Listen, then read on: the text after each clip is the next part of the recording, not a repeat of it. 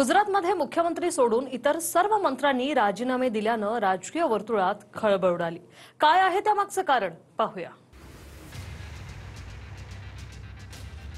गुजरात सरकारमधल्या 16 मंत्र्यांनी राजीनामा दिल्यामुळे राजकीय वर्तुळामध्ये विविध चर्चा सुरू झाल्या। माहितीनुसार 2027च्या निवडणुकांच्या तयारीसाठी भाजपने मोठ्या खांदेपालटाची तयारी सुरू केली आहे। नव्या मंत्रिमंडळामध्ये महाराष्ट्राप्रमाणेच 2 उपमुख्यमंत्री असण्याची चर्चा आहे।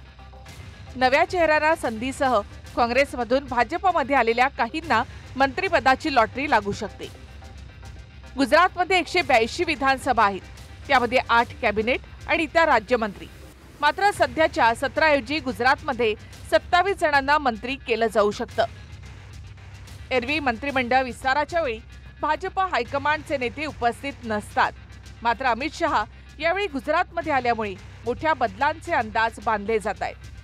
मोदी पंतप्रधान झाल्यापासून गुजरातमध्ये 10 वर्षांच्या काळात 3 वेळा मुख्यमंत्री बदलले गेले।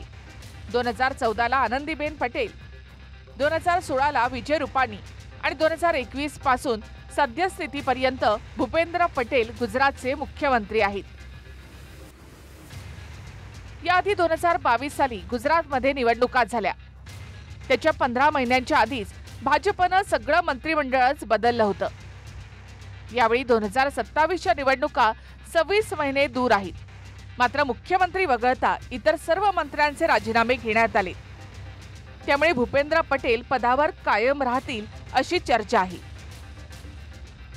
राजकीय जाणकारांच्या मते गुजरातमधले काही मंत्री भाजप हायकमांडच्या विश्वासावर पूर्णपणे खरे ठरले नाहीत। त्यामध्ये 1995 पासून म्हणजे तब्बल 30 वर्षापासून गुजरातमध्ये भाजपची सत्ता आहे, त्यामुळे सत्ता विरोधी लाट देखील महत्त्वाची बाब असल्याचं राजकीय जाणकार म्हणतायत।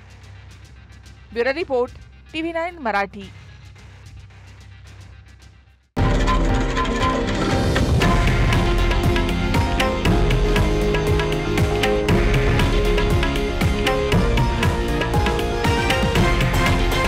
हे आहे देशातील नंबर 1 न्यूज नेटवर्क आणि आपण पाहत आहात TV9 मराठी, एकमेव।